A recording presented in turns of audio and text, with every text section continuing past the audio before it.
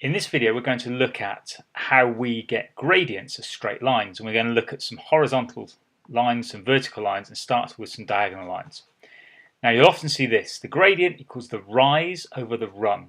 So the rise means obviously going up, and the run means to go across. So it's just put in the arrow there. So rise and run. So we're going to start off with this one. We've already drawn this line, y equals x plus 5, and I'm just going to show you how you can do that if you've got the straight line in front of you.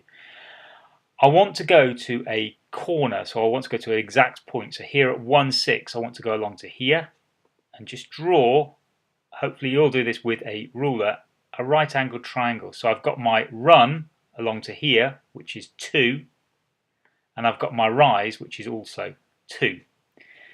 Now the reason I don't want to start halfway through is doing it from here and going along to here and up. I've got no idea how big that triangle is, so that is not a good triangle. So here I've got 2 divided by 2, so I've got 2 over 2, so my gradient is 1. Now what a student will often ask me is, well, does it matter where I draw the triangle? How big does the triangle have to be? So let's make that 2 over 2, so we just end up with 1. No, it doesn't. So long as I start on a corner. So I'm going to start right down here on a negative, and I'm going to make a really big triangle. I'm going to make a triangle up to here. So I've gone along 1, 2, 3, 4, 5, 6 units, and now I'm going to go up. And obviously you would do this with a ruler. 1, 2, 3, 4, 5, 6 units up. So 6 divided by 6 still gives me the gradient of 1. Let's look at another straight line that we drew, which is y equals 2x minus 3. And I want to draw this gradient. So I'm going to draw a triangle from here. I'm going to come across 2. And I'm going to come up 4. So this gradient is 4 divided by 2, which is 2. Looking quite straightforward so far. Let's have a look at another one.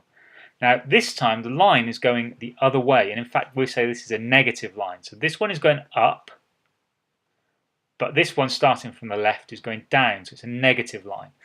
So let's have a look at how we do the gradient here. And look, I've got a run as the arrow going that way, but this time if I start my run here and I go on an arrow going backwards, that's now coming minus 3.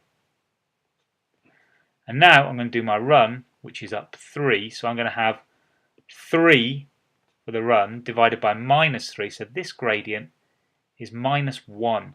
And again, I could do that triangle anywhere, so you could look at doing the triangle from here and go across minus 5 and up 5, still minus 1.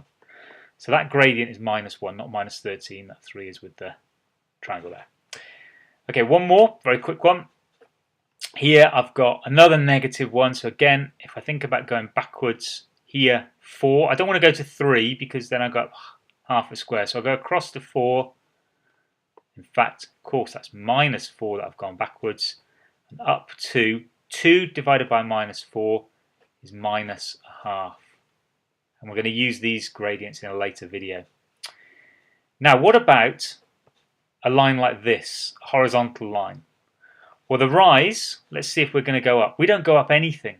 So it doesn't matter, I can't draw a triangle, but my rise is 0, and my run, well, it doesn't make any difference. I could go along 2 or 4 or 6.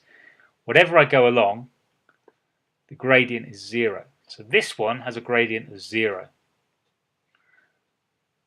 This one has a gradient of 0.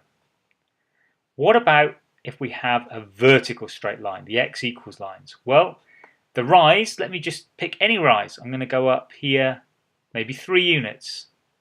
But what have I come across? What's the run? 0. And when I do 3 divided by 0, it's undefined.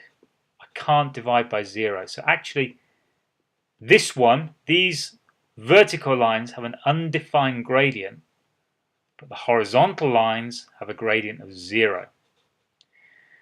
Okay, that's how we find the gradient. Generally, for these diagonal lines, rise over run, and we draw ourselves a nice triangle.